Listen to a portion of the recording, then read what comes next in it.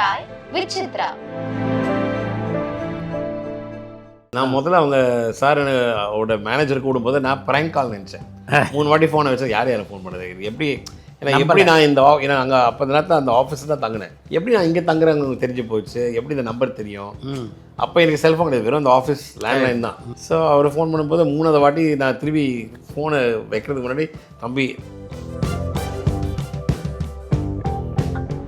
Demo டேப்பில் Rahman sir voice தான் இருக்குது, அவருக்கு ரொம்ப மேல் ஸ்ருதி. நான் சொன்னேன் சார் எனக்கு இந்த பிச் கண்டிப்பாக வராது, கொஞ்சம் அவர் எந்த மாதிரி பாடினார்?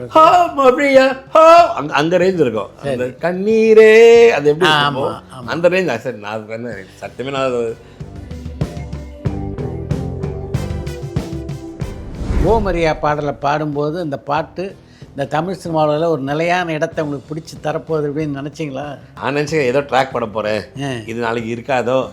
அதுதான் சரி, ஒரு ஃபுல் நைட் ரஹ்மான்ஸோட இருந்திருக்கேன், அதுவே எனக்கு போதும். That was experience. என்னோட மொத்த ஜேர்னியில் எது நான் சந்திச்சாலும் சார். உங்களுடைய திரைப்பயணத்தில் நீங்கள் சந்தித்த இன்னொரு முக்கியமான இசையமைப்பாளர் இசைஞானி இளையராஜா. 100%. அந்த சந்திப்பு அதே 99 ஓமரியா வரத்துக்கு முன்னாடி ஒரு ஏஆர் ரஹ்மான்கிட்ட பாடினதுக்கும் இளையராஜாட்ட பாடினதுக்கும் என்ன வித்தியாசம்? ஓகே, ராஜா சார் எனக்கு பார்த்தீங்கன்னா அவர் ப்ளூ பிரிண்ட். நம்ம ஆளுங்க தானே நம்மள இவ்ளோ தூரம் சப்போர்ட் பண்ணி கூட்டிட்டு வந்தாங்க. அவங்களுக்கு தெரியாதா அவங்களோட பெஸ்ட் ஹாலிடேஸ் நம்ம கூட தான்னு? GT Holidays, South India's #1 travel brand. தரம், விலை இரண்டும் எப்போதுமே இரு துருவங்கள். அந்த இரு துருவங்களையும் இணைப்பதுதான் ஃபன் ஸ்டோரி. ஃபோன் 9566010006 மற்றும் 9566010007. இன்றைய சாய் வித் சித்ரா நிகழ்ச்சியிலே பங்கேற்கின்ற விருந்தினர் பின்னணி பாடகரும் இசையமைப்பாளருமான தேவன் ஏகாம்.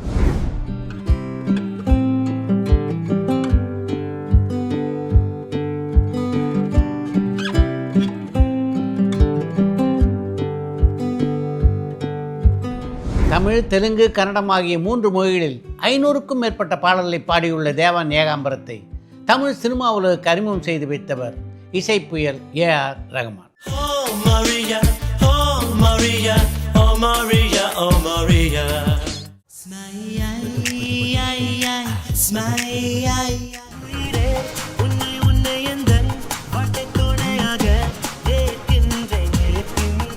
இசைஞானி இளையராஜா, ஆர் ஜெயராஜ், யுவன் சங்கர் ராஜா, கார்த்திக் ராஜா, தேவா, டி இமான், மணி சர்மா, வித்யாசாகர் போன்ற பல இசையமைப்பாளருடன் பணியாற்றுகின்ற வாய்ப்பினை பெற்ற தேவன் ஏகாம்பரம் ஒரு இசையமைப்பாளரும் கூட.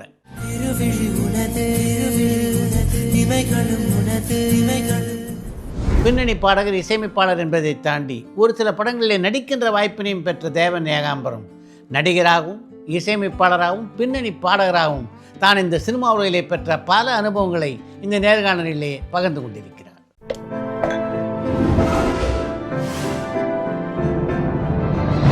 Chai with Chitra.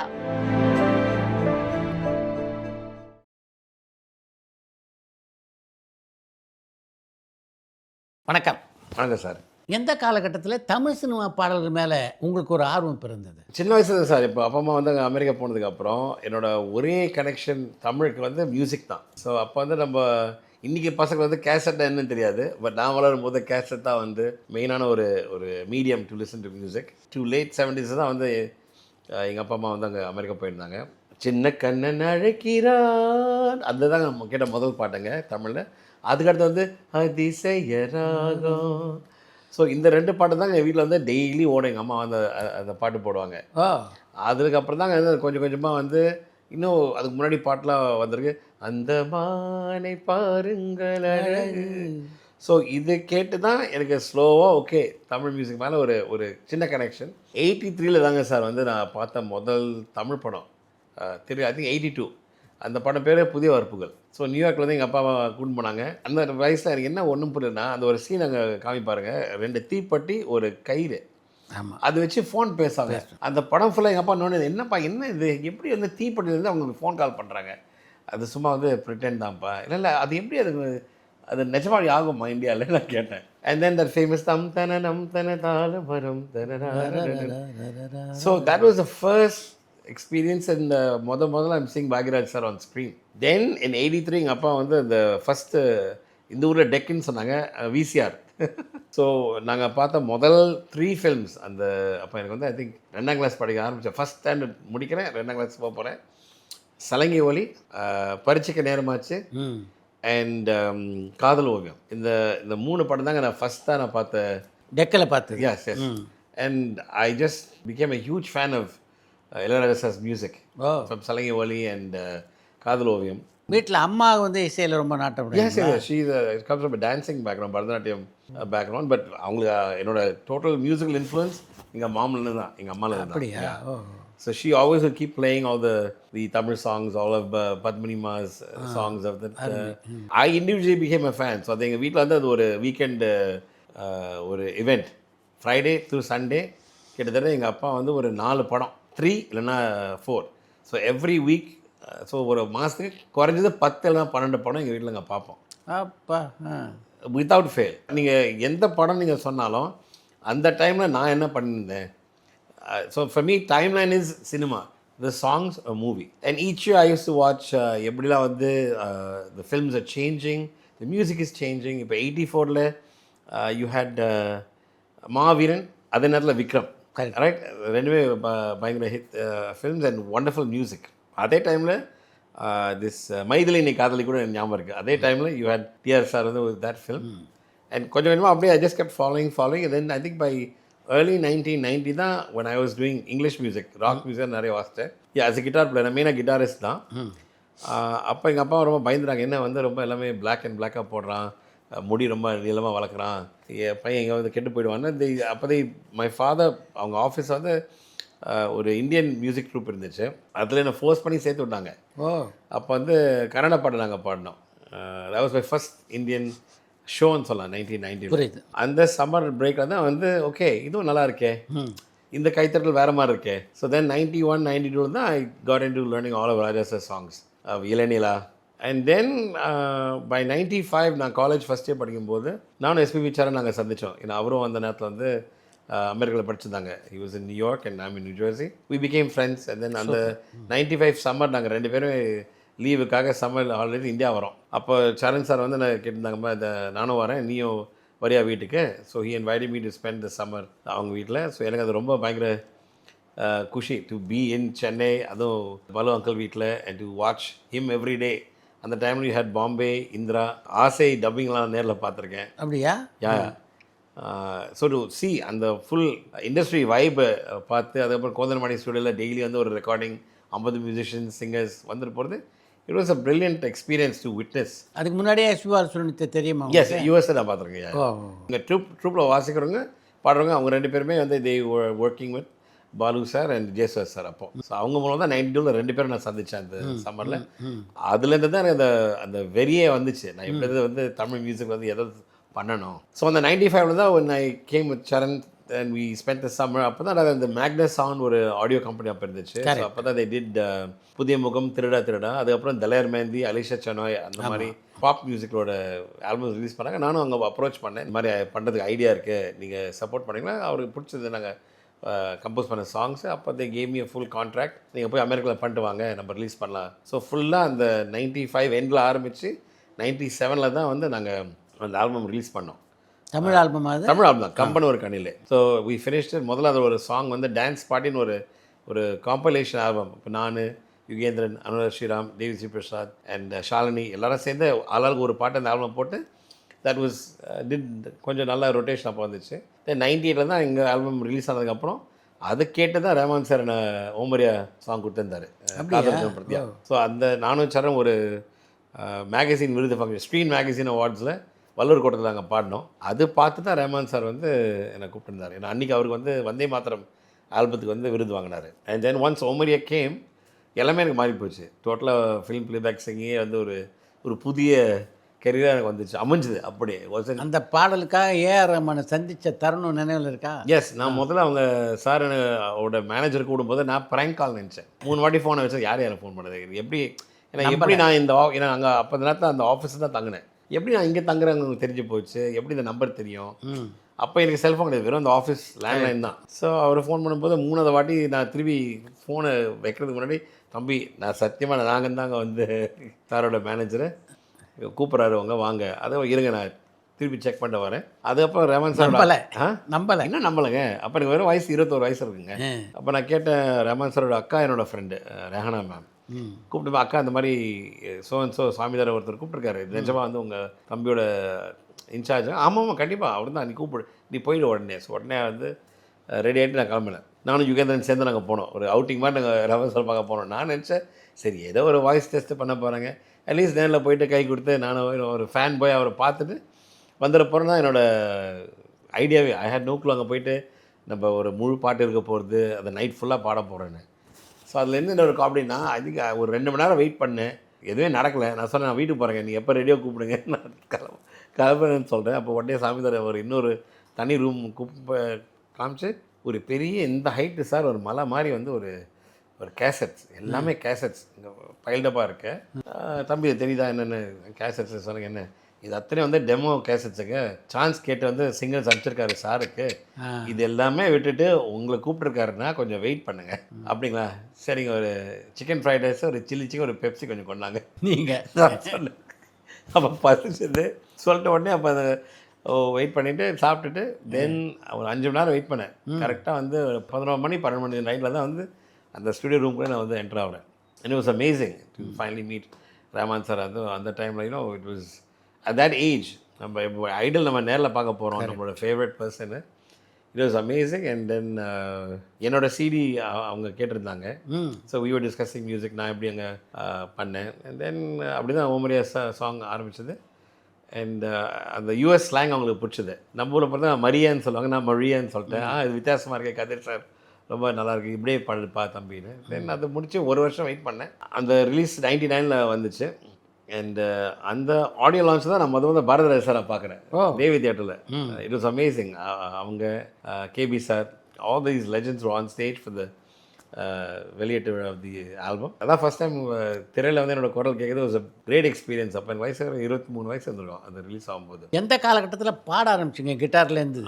14 வயசு ஆரம்பிச்சிருக்கேன் சார். அப்படி ட்ரை. ஆமாம், ஜஸ்ட் என்னோட இதுக்காக என்ன மெயினாக கம்போசர் தான் ஆகணும் நான் வந்தேன் இந்தியாவுக்கு. But thanks to Rahman sir வந்து இந்த சிங்கிங்கில் அறிமுகமானதுக்கப்புறம் அதே ஒரு டோட்டல் டிஃப்ரெண்ட் லைஃப் எனக்கு வந்துச்சு இல்லைங்களா. இப்போ இத்தனை ஒரு 500 படங்கள் மேலே நான் பாடியிருக்கேன். அண்ட் எல்லாரும் என்னோட பாட்டு அந்த வாய்ஸ் ஐடென்டிஃபை பண்ணியிருக்காங்க. And I'm happy. ரஹ்மான் சாரோட மேஜிக் என்னென்னா, ஒரு ஆர்டிஸ்டோட திறமை அவங்களுக்கு தெரியாமல் அதை வெளியில் கொண்டு வரது அவரோட திறமை. So he just try something. அவர் எப்போவுமே என்கரேஜ் பண்ணி இது எப்படி வேறு பண்ணலாம், நீ திங்க் பண்ண, இதை ஆட் பண்ணலாமா. ஸோ நம்மளோட ஐடியாஸும் வாங்குறது வந்து he is very open, whether be a musician or a singer. So இன்னி வரைக்கும் நான் of course I thank all the music directors. But என்னோட ரொம்ப நினைவலான ஒரு ரெக்கார்டிங்ஸ் எப்போவுமே நான் சொல்லுவேன் like what I've done with Rahman sir, because there's so much of collaboration. like அந்த ரெக்கார்டிங் வெறும் இதான் லைனு இதை பாடிட்டு போ அப்படி கிடையாமல் என்னென்ன உனக்கு தோணுதோ இது நீ சொல்லு. he co-develops a song with everybody. and அது ஒரு பயங்கர எக்ஸ்பீரியன்ஸ் தட் நைட். முதல்ல ஆக்சுவலி அவங்க தான் பாடினாங்க. முதல்ல அந்த டெமோ டேப்பில் ரஹ்மான் சார் வாய்ஸ் தான் இருக்குது. அவருக்கு ரொம்ப மேல் ஸ்ருதி. நான் சொன்னேன் சார் எனக்கு இந்த பிச் கண்டிப்பாக வராது, கொஞ்சம் இறங்க. எந்த மாதிரி பாடினார்? அங்கே ரேஞ்ச் இருக்கும். அந்த கண்ணீரே அது எப்படி அந்த ரேஞ்ச். சார் நான் வந்து சத்தியமே நான் பாடுபட சார் வருது 3-4 ஸ்ருதி கம்மி பண்ணுங்க. அப்போ தான் ஓ மரியா ஓ மரியா ஓ மரியா ஓ மரியா அப்போ நான் சொன்னேன் சரி இதில் நம்ம பாடலாங்க.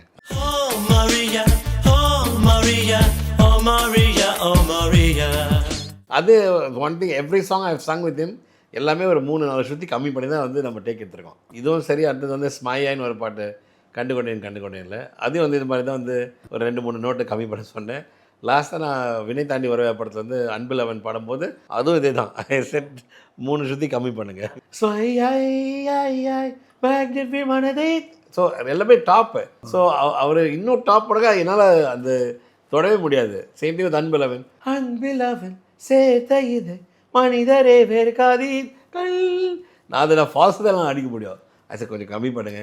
அன்பிலவன் சேர்த்த இது மனிதரே வெறுக்காதீர்கள். So that's a great thing working with Rahman sir. அந்த சிங்கருக்கு என்ன கம்ஃபர்டபுளோ அந்த பிச்சுக்கு வந்து அவர் ரெடியூஸ் பண்ணி கொடுத்துருவாங்க.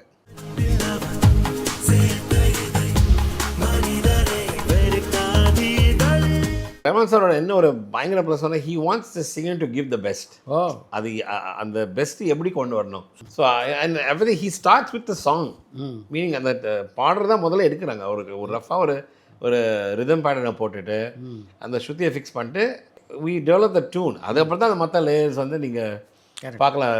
சாங் வெளியில் வந்ததுக்கப்புறம் தான் you will see all the BGMs.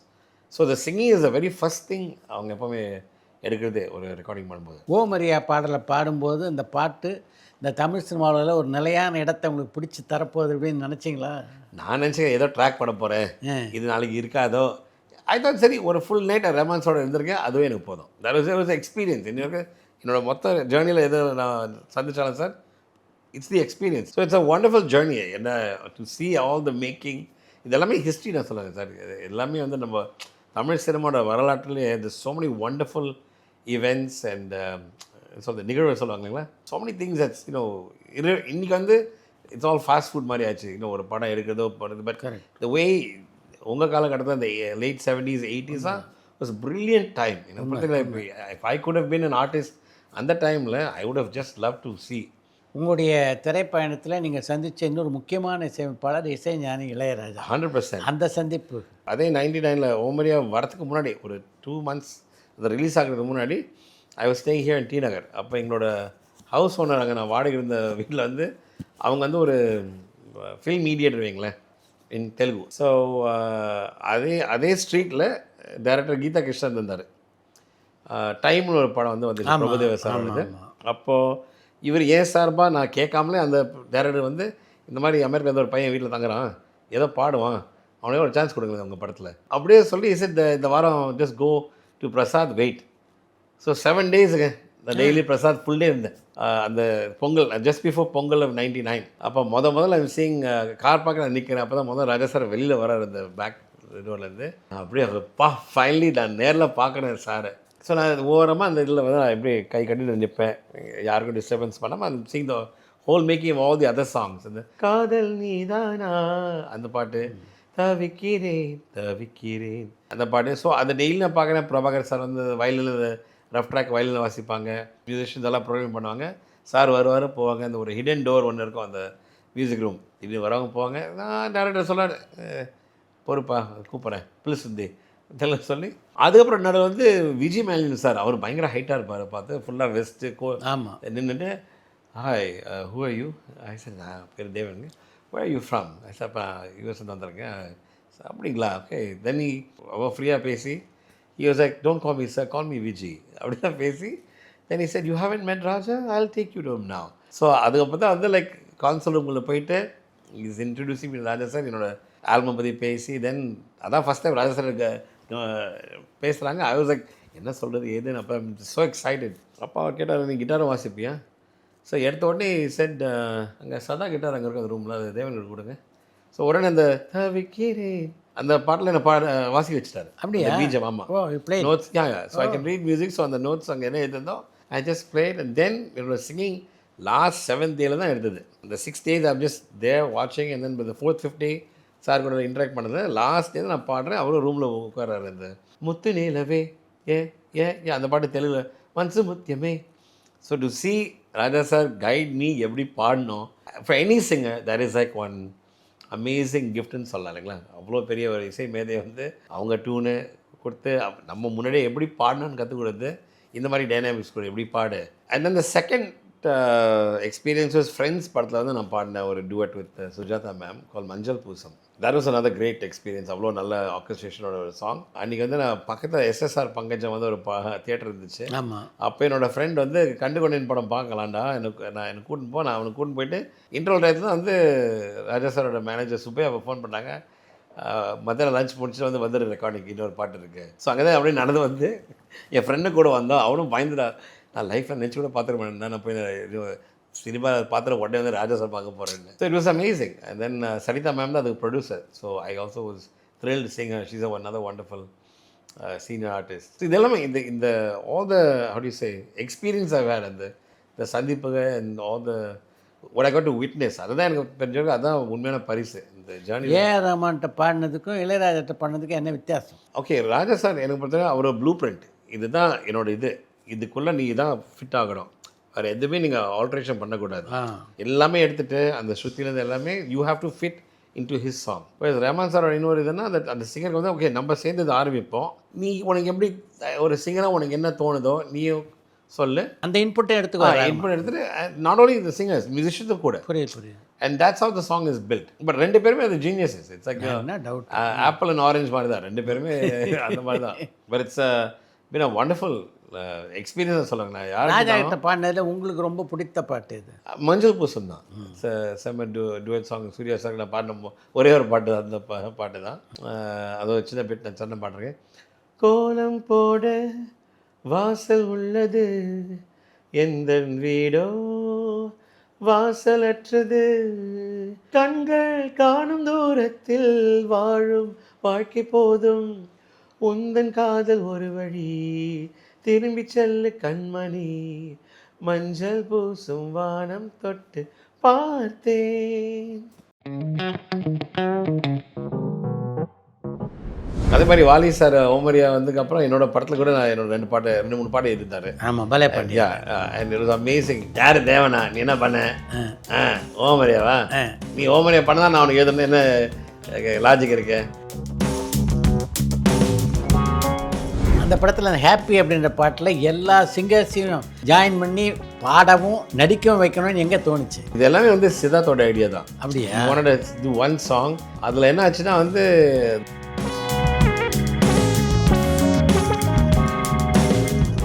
Comfort Sathya அது நான் ரெடி ஆகிறேன், உடனே வந்து கலாசாஸ்பியில் கால் வருது மாதிரி ஈவென்ட் ரெக்கார்டிங் இருக்குது, உடனே வந்துரு தேவன் ஷூட் லஞ்சுக்கு அப்புறம் வரலாம் இன்னும் உடனே வர சொல்லியிருக்காங்க. ஸோ நான் வெறும் வயிற்றில் தான் போயிருக்கேன் கலாசாக்கு. ஃபஸ்ட் டைம் அவங்க சிங் விரதம் இருந்து பாடின பாட்டு. ஆமாங்க. ஸோ ஹைனர் வந்து எதுக்காக எல்லாம் செய்தேன் அன்பே உனக்காக, இடை போட்டு நிறை விட்டு தந்தேன் உனக்கா. ஸோ அது 2 டேக்காக இருந்தேன், ஏன்னா பசினால அந்த நோட்டு எட்ட முடியல. சார் இன்னும் அடிக்காதிலேயே மோனாலிசா. So 2-3 take. ஸோ அனு மேமும் இவன் சிரிக்கிறாங்க, என்னடா அது உனக்கு ஏன் அது சார் பட்னி சார். பரபரப்பான சினிமா செய்திகள், நட்சத்திரங்களின் பேட்டிகள், சினிமா வரலாறு ஆகியவற்றை பார்க்கவும் படிக்கவும் உங்களுக்கான இணையதளம் touringtalkies.co.